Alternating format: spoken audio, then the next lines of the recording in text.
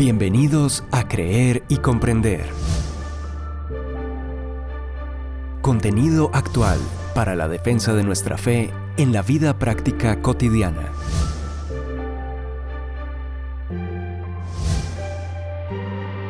Un tiempo de aprendizaje junto al autor, conferencista y apologista Arturo Rojas. Iniciamos. Buen día a todos. En el podcast de esta semana sigue siendo muy tentador y enriquecedor vincular en uno solo los temas que hemos venido abordando de manera segmentada a lo largo de la semana, añadiendo algunos comentarios que pueden ser muy pertinentes. Los tranquilizo en el sentido que no será este definitivamente el método ni el esquema para la gran mayoría de podcasts que estaré compartiendo con ustedes en lo sucesivo. Pero en el caso de los 3 primeros capítulos del Génesis, y vamos en el segundo, esta manera expositiva y ordenada de abordar algunos de los importantes asuntos que se narran en ellos, está plenamente justificada en el hecho de que muchos de los detractores externos del cristianismo, e incluso un buen número de teólogos cristianos liberales, atraídos e influenciados ambos por el materialismo y por el naturalismo del pensamiento secular, de los que hablamos un poco la semana pasada.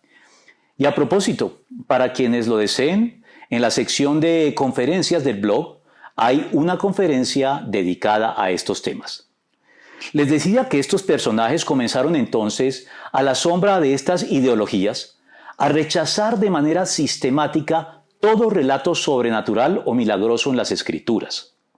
Y adicionalmente, como si no fuera suficiente, también pusieron en tela de juicio los primeros capítulos del Génesis, desde el relato bíblico de la creación y la caída, hasta los relatos bíblicos del diluvio y la Torre de Babel.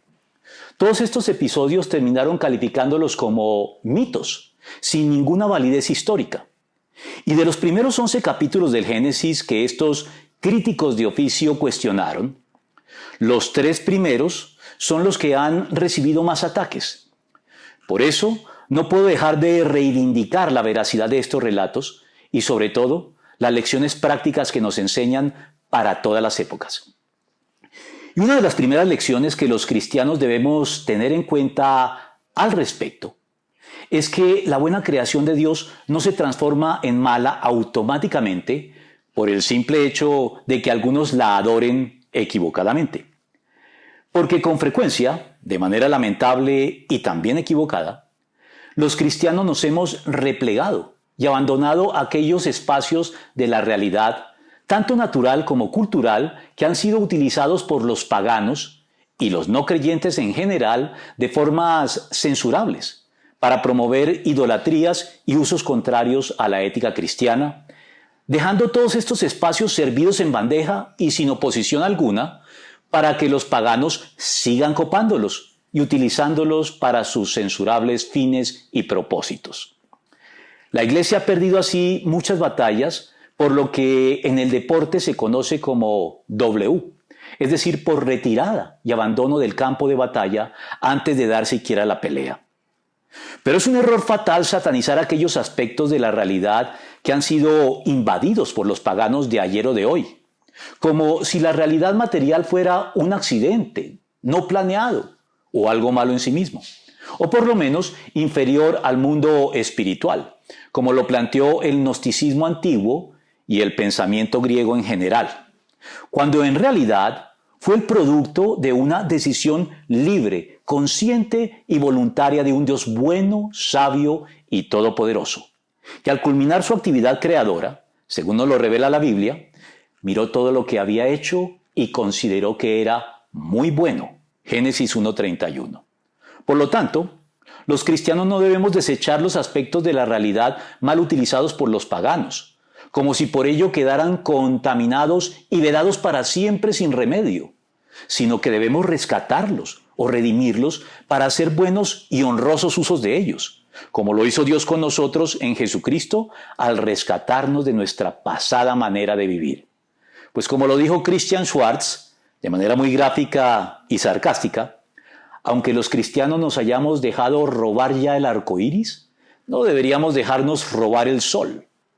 Haciendo así referencia a que cuando renunciamos o nos desentendemos de cada aspecto de la naturaleza idolatrado de alguna manera por el paganismo antiguo o el pensamiento secular moderno, para no contaminarnos, mirando desde un pedestal de superioridad y de juicio a quienes así lo hacen, vamos a terminar dejándonos robar o despojar de la naturaleza entera.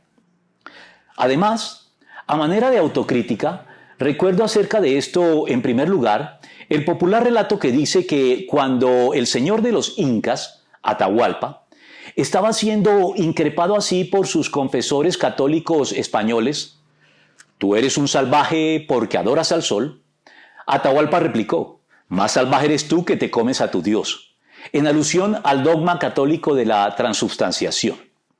Y aunque no lo he podido documentar, también escuché en el pasado una exposición en la que el conferencista señalaba que entre nuestros pueblos precolombinos se encontró en cierta oportunidad una inscripción en la que el pueblo de turno adoraba al sol, pero por si acaso hacían la salvedad de que adoraban también a quien quiera que lo hubiera creado.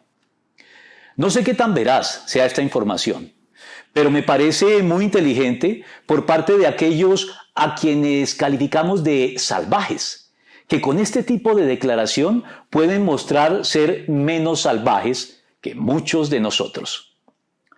Adicionalmente, el relato de Génesis nos permite ver algo que no carece de importancia.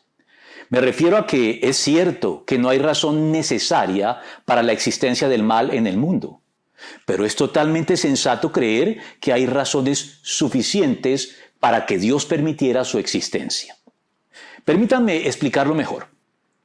Desde el punto de vista estrictamente racional, la posibilidad del mal no es algo ciertamente necesario, como si Dios no hubiera podido concebir y crear un universo en el que el mal no hiciera presencia de ningún modo.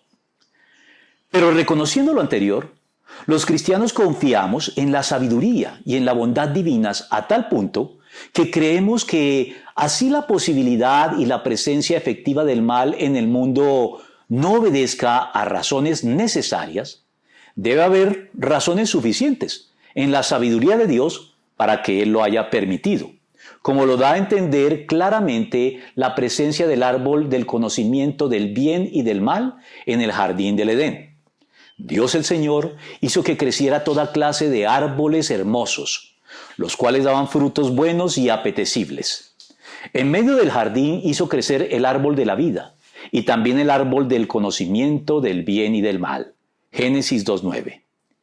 Y es que la posibilidad y la capacidad de amar de manera semejante a como Dios lo hace, que se nos ha concedido a nosotros, los seres humanos, es una razón suficiente para crear un universo en el que el mal es una posibilidad real. Pues el amor o es libre o no es amor.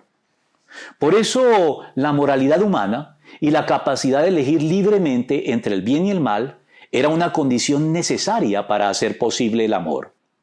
El amor requiere la posibilidad del mal, por lo que sin posibilidad del mal no hay tampoco posibilidad de amar.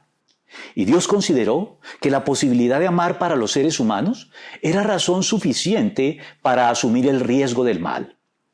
Un riesgo que no podemos olvidar que fue Él, en primera instancia, quien lo asumió, sabiendo que lo llevaría a la cruz del Calvario.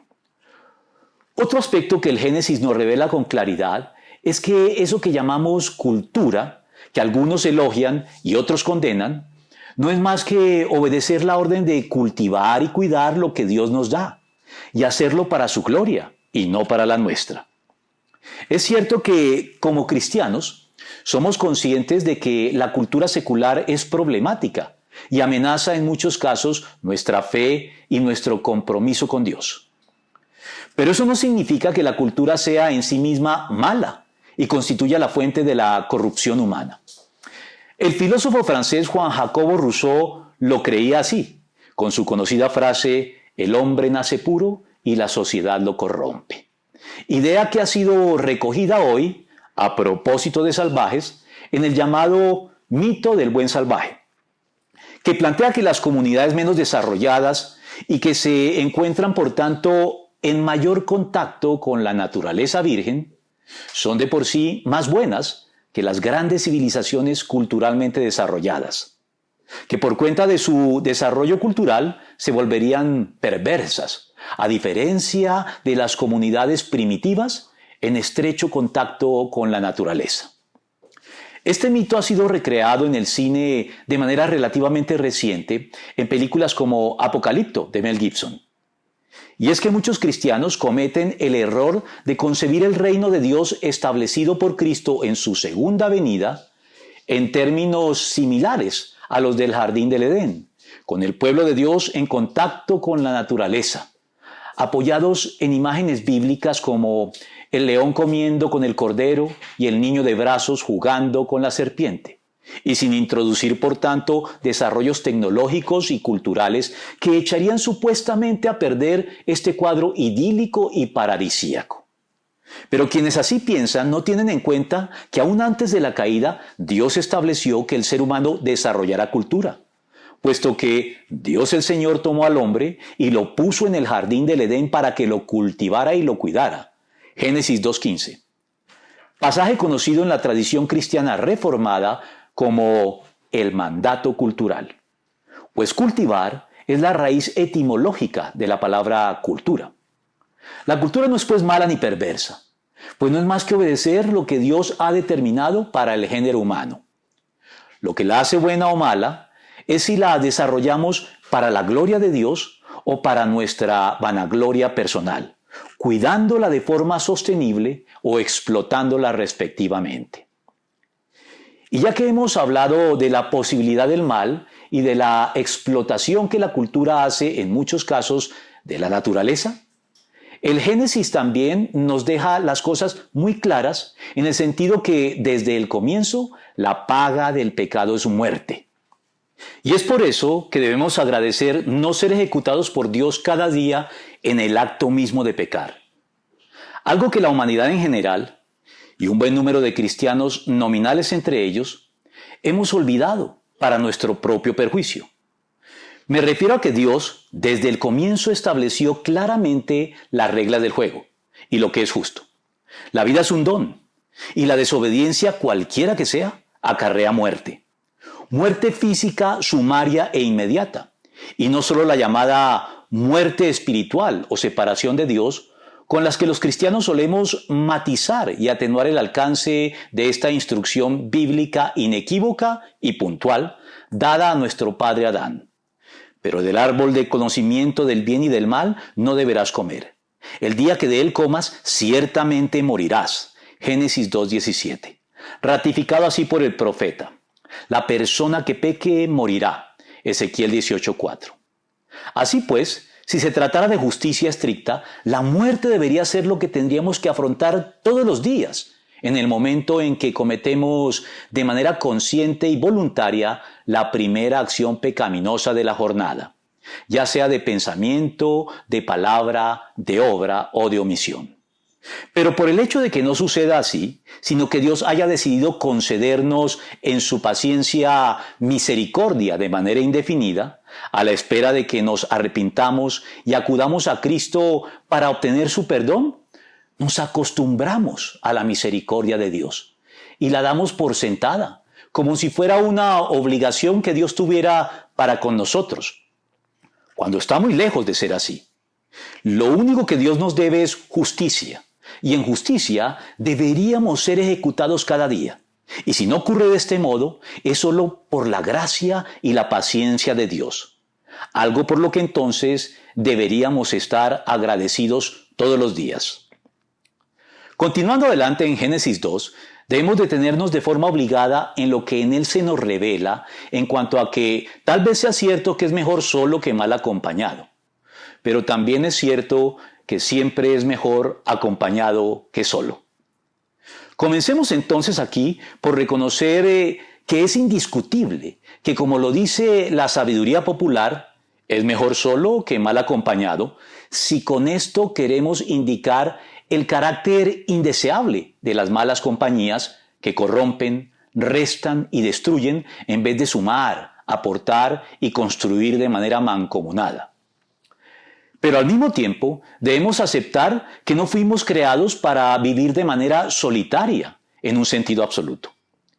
Si existe algo que Dios no consideró bueno dentro de su buena creación, fue esto. Luego Dios el Señor dijo, no es bueno que el hombre esté solo.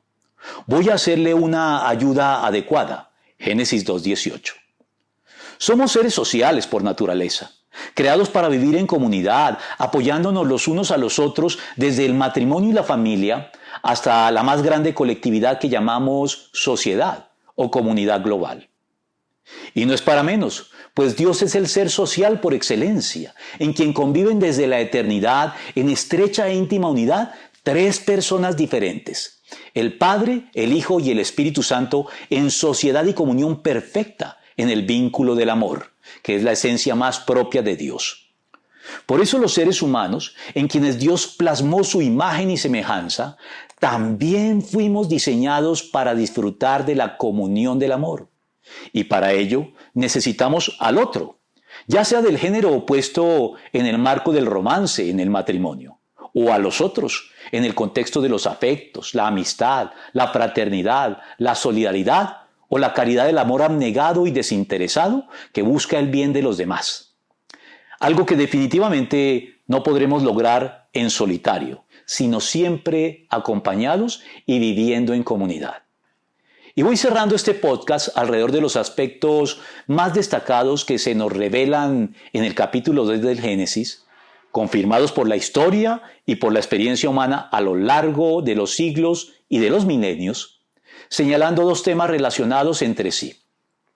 En primer lugar, que hay que llamar a las cosas por su nombre, pues los nombres son tan importantes como los seres mismos que llevan estos nombres.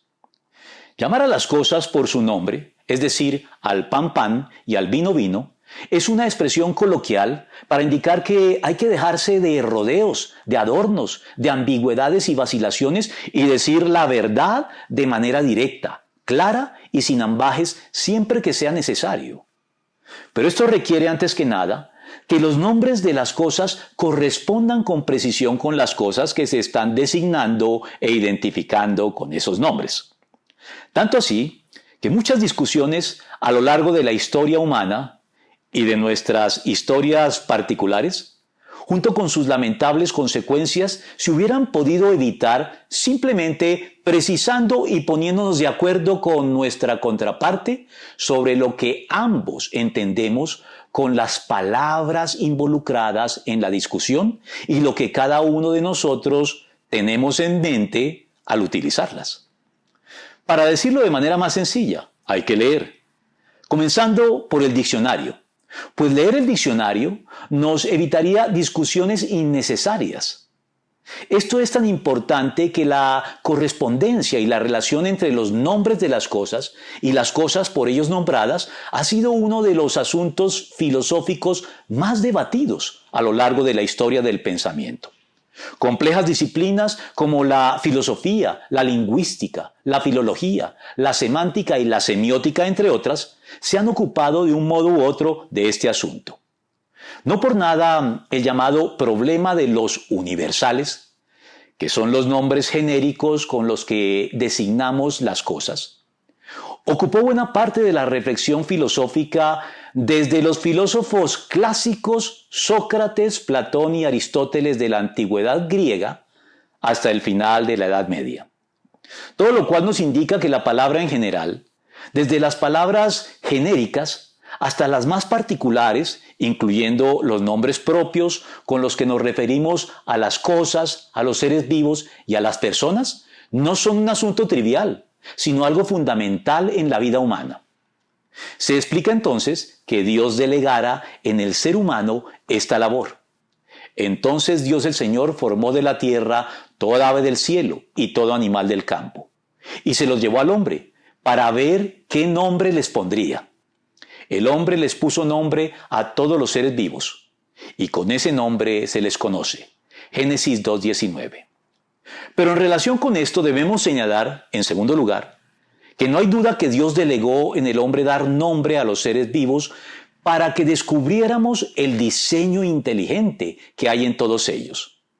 Cuando leemos el Génesis con atención, percibimos entre líneas que es evidente que la labor de ponerles nombre a las criaturas por parte del ser humano tenía como propósito algo más que ejercer el dominio que Dios había delegado en el hombre sobre su creación. Esta labor tenía también la implícita finalidad de que el hombre pudiera vislumbrar algo de la mente de Dios, de su inteligencia y sabiduría excelsas. Porque es un hecho que el ser humano no pone nombres arbitrarios a las cosas, sino que mediante la observación procede a clasificarlas y agruparlas, hallando en ellas características comunes, y con base en estas asigna nombres adecuados para todas las cosas.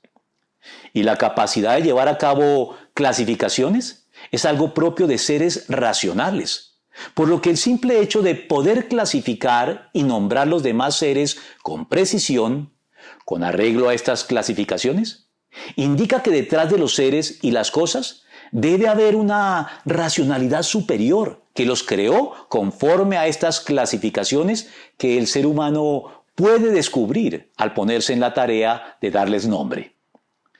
La clasificación taxonómica de Carlos Linneo, que es la base todavía vigente de los nombres científicos de los seres vivos, llevó a este naturalista sueco a exclamar, luego de crear esta nomenclatura científica: «He visto pasar de cerca al Dios eterno, infinito, omnisciente y omnipotente, y me he postrado de rodillas en adoración».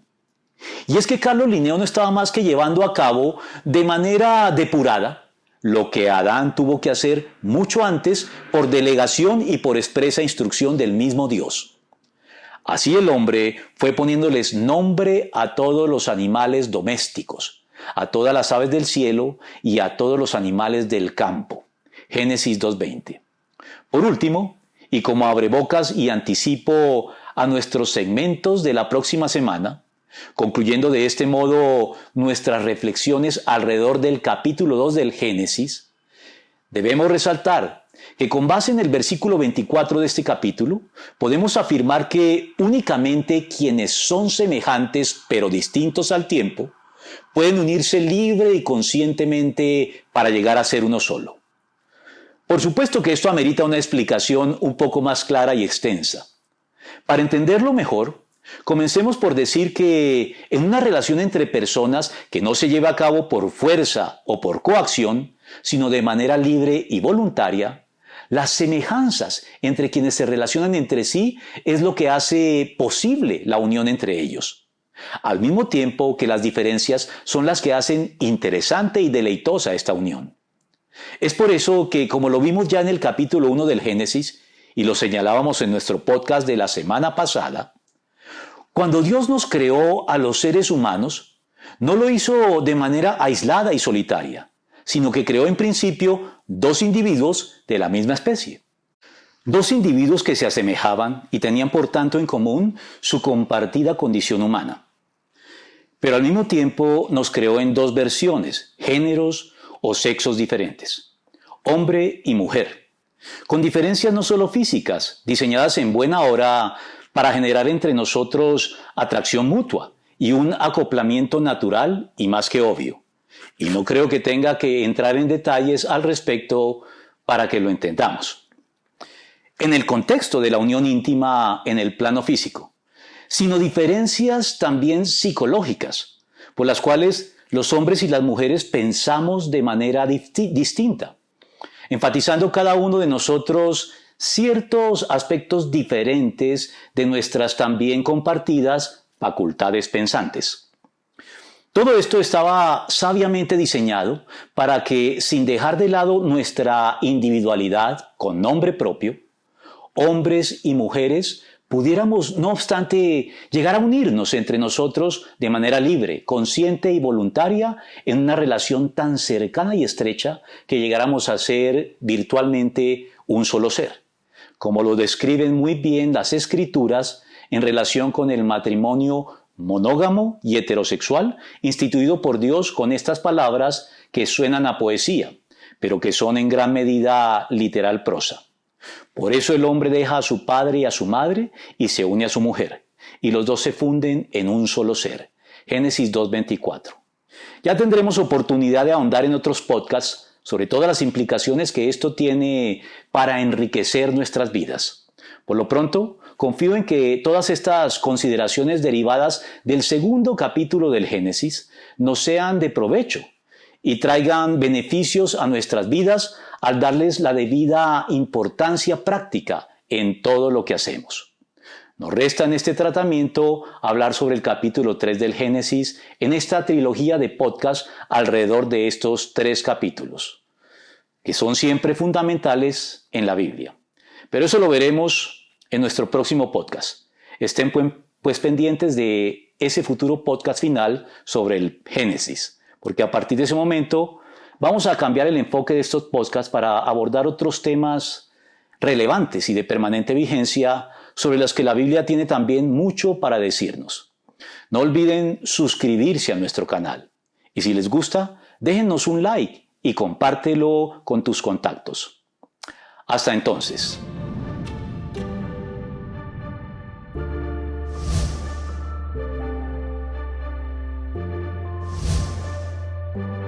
Confiamos en que este tiempo de aprendizaje te haya sido de provecho. Te invitamos a compartirlo, suscribirte y seguirnos en nuestros canales digitales de Creer y Comprender. Hasta nuestro próximo podcast.